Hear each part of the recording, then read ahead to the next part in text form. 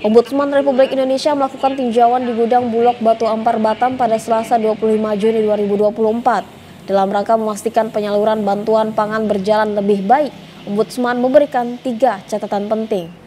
Catatan pertama dari Ombudsman RI yakni pemutakhiran data harus dilakukan untuk memastikan kelompok penerima manfaat sesuai kriteria. Yang kedua, seluruh stakeholder harus berkomitmen memantapkan program bantuan pangan untuk mengatasi inflasi di daerah ini. Dan ketiga, pembenahan regulasi perlu dilakukan agar prosedur sesuai dengan kebutuhan masyarakat.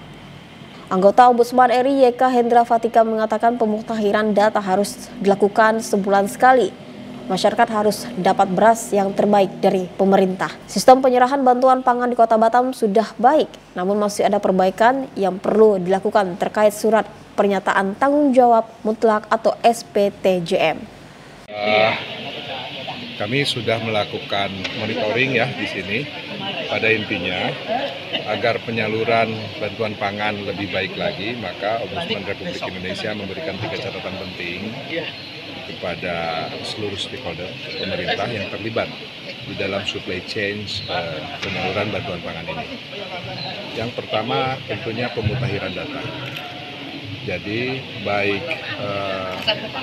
seluruh unsur pemerintah daerah dari bawah sampai ke pusat itu harus berkomitmen dan bersungguh-sungguh menyiapkan piranti ataupun perangkat infrastruktur untuk dan mekanisme terkait dengan pemutakhiran data untuk memastikan bahwa kelompok penerima manfaat ini yang sesuai kriteria yang mendapatkan bantuan program dari pemerintah ini.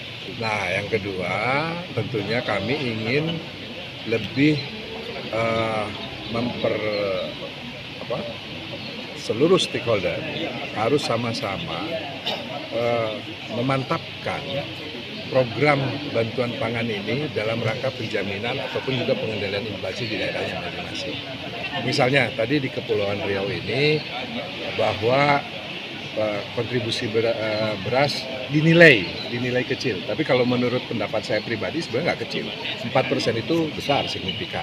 Jadi kalau 4% program ini nggak ada, masuk ke pasar bisa menaikkan harga juga. Gitu. Jadi bagaimana memastikan bahwa program bantuan pangan ini selalu terlinkage ke dalam program pengendalian inflasi. Gitu kan?